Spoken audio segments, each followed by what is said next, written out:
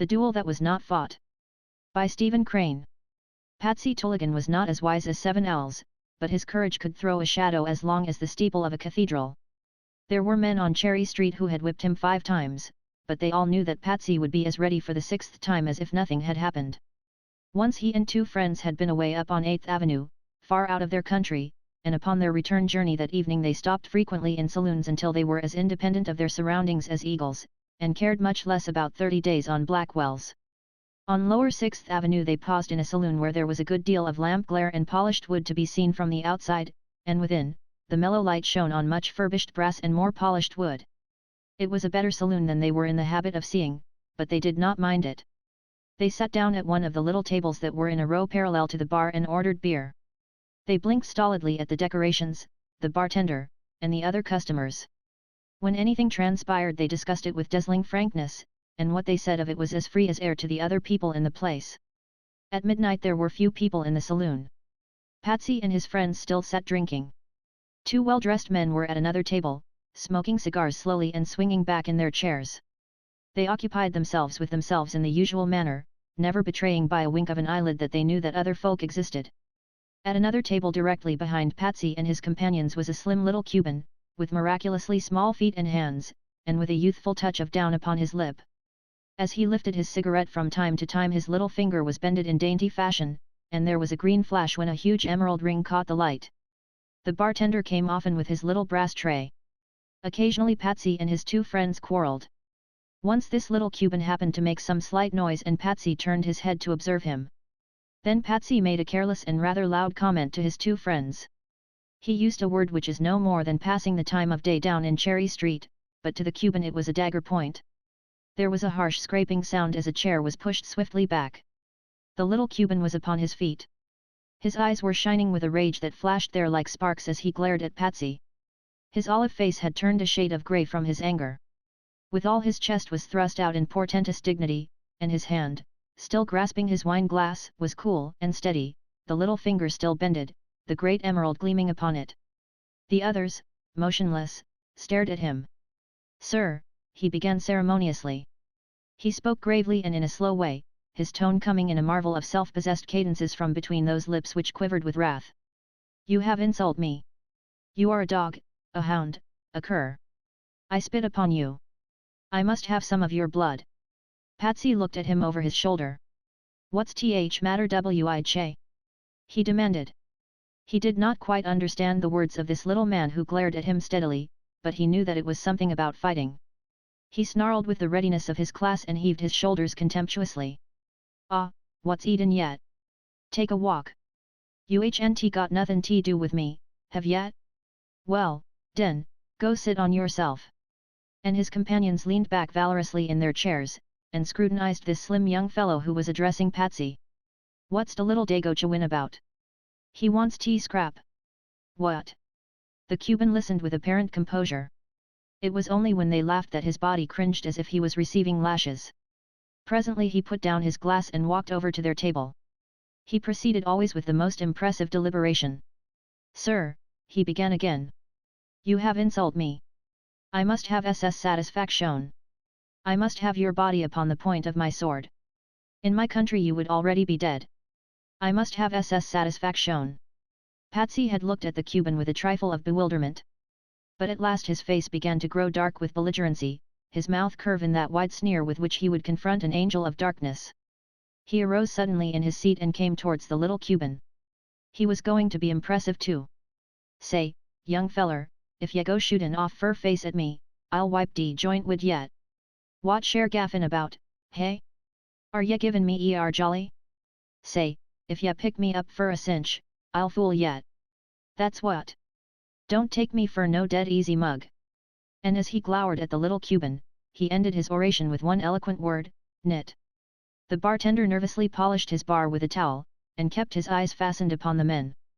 Occasionally he became transfixed with interest, leaning forward with one hand upon the edge of the bar and the other holding the towel grabbed in a lump, as if he had been turned into bronze when in the very act of polishing. The Cuban did not move when Patsy came toward him and delivered his oration. At its conclusion he turned his livid face toward where, above him, Patsy was swaggering and heaving his shoulders in a consummate display of bravery and readiness. The Cuban, in his clear, tense tones, spoke one word. It was the bitter insult. It seemed to fairly spin from his lips and crackle in the air like breaking glass. Every man save the little Cuban made an electric movement. Patsy roared a black oath and thrust himself forward until he towered almost directly above the other man. His fists were doubled into knots of bone and hard flesh. The Cuban had raised a steady finger. If you touch me with your hand, I will kill you. The two well-dressed men had come swiftly, uttering protesting cries. They suddenly intervened in this second of time in which Patsy had sprung forward and the Cuban had uttered his threat. The four men were now a tossing, arguing, violent group, one well-dressed man lecturing the Cuban, and the other holding off Patsy, who was now wild with rage, loudly repeating the Cuban's threat and maneuvering and struggling to get at him for revenge's sake.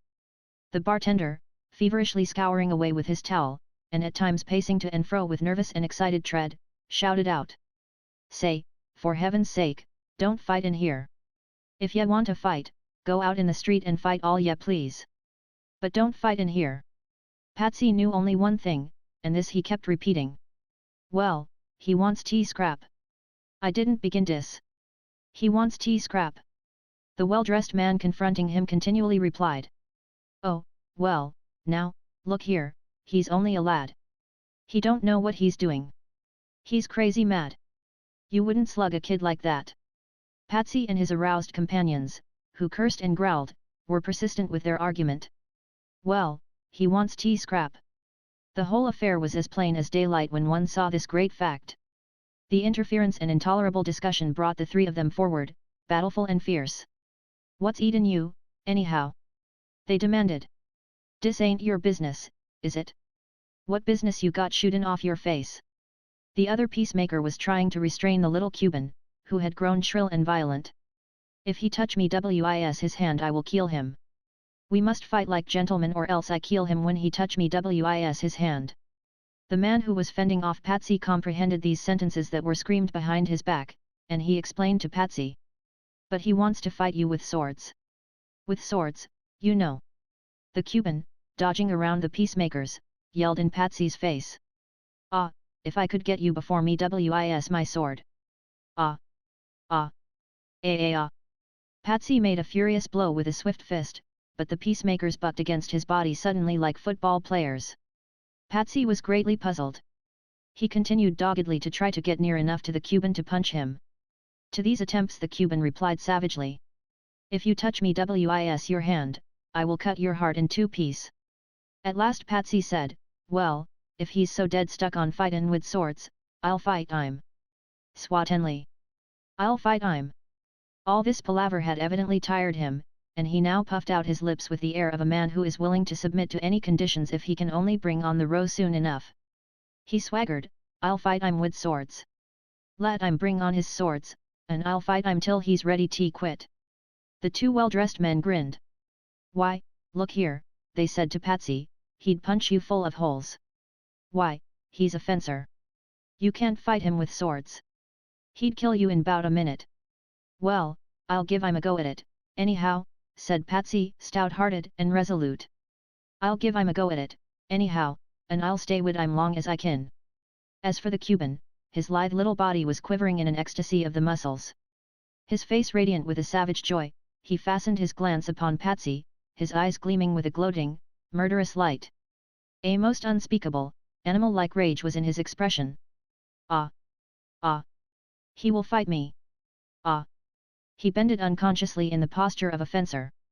He had all the quick, springy movements of a skillful swordsman. Ah, the BRR route!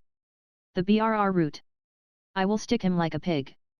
The two peacemakers, still grinning broadly, were having a great time with Patsy. Why, you infernal idiot, this man would slice you all up. You better jump off the bridge if you want to commit suicide. You wouldn't stand a ghost of a chance to live 10 seconds. Patsy was as unshaken as granite. Well, if he wants to fight with swords, he'll get it. I'll give him a go at it, anyhow. One man said, well, have you got a sword? Do you know what a sword is? Have you got a sword? No, I ain't got none, said Patsy honestly, but I can get one. Then he added valiantly, and quick too. The two men laughed. Why, Can't you understand it would be sure death to fight a sword duel with this fellow? That's all right. See? I know me own business. If he wants to fight one of these and duels, I'm in it, understand? Have you ever fought one, you fool? No, I ain't. But I will fight one, though. I ain't no muff. If he want to fight a duel, by God, I'm with him. Do ya understand dat? Patsy cocked his hat and swaggered. He was getting very serious. The little Cuban burst out, "Ah, come on, sirs, come on. We can take cab. Ah, you big cow, I will stick you, I will stick you. Ah, you will look very beautiful, very beautiful. Ah, come on, sirs. We will stop at hotel, my hotel. I there have weapons. Ya will ya? Ya bloomin' little black dago," cried Patsy in hoarse and maddened reply to the personal part of the Cuban's speech. He stepped forward. "Get your and swords," he commanded. "Get your swords. Get 'em quick. I'll fight Che. I'll fight wid anything, too. See?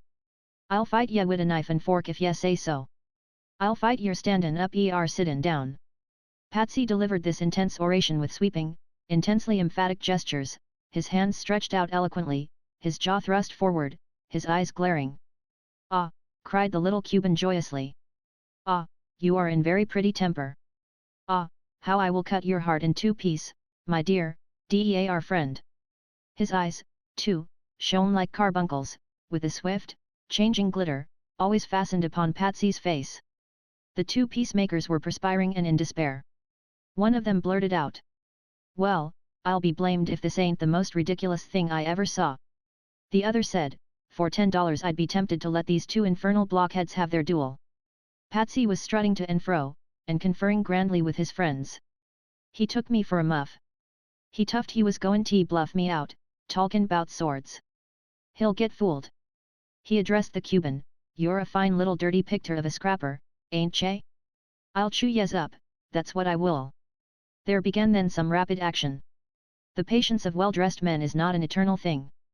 It began to look as if it would at last be a fight with six corners to it. The faces of the men were shining red with anger. They jostled each other defiantly, and almost every one blazed out at 3 or 4 of the others. The bartender had given up protesting. He swore for a time, and banged his glasses. Then he jumped the bar and ran out of the saloon, cursing sullenly. When he came back with a policeman, Patsy and the Cuban were preparing to depart together. Patsy was delivering his last oration. "I'll fight you with swords.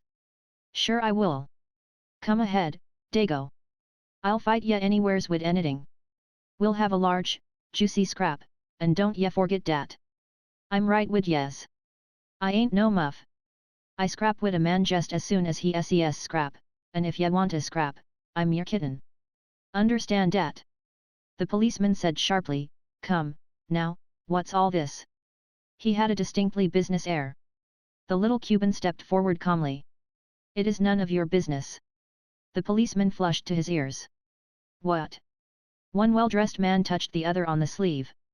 "Here's the time to skip," he whispered. They halted a block away from the saloon and watched the policeman pull the Cuban through the door.